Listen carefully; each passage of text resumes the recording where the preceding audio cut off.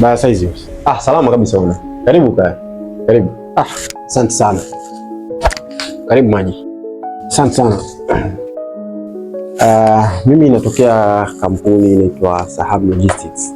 Nimeelekezwa hapa kwa ajili ya kupata ubunifu wa logo. Saham ni neno la Kiarabu. Maana yake ni arrow, mshale, na sisi tunataka tu incorporate hiyo symbol iwepo katika logo yetu, lakini tuwe na abbreviation ya herufi S. Kama utaweza kufanya namna ya kuunganisha S na mshale utakometisha sana. Sawa. Sasa sisi tutatumia siku moja tu kufanya kazi yako ya logo designing.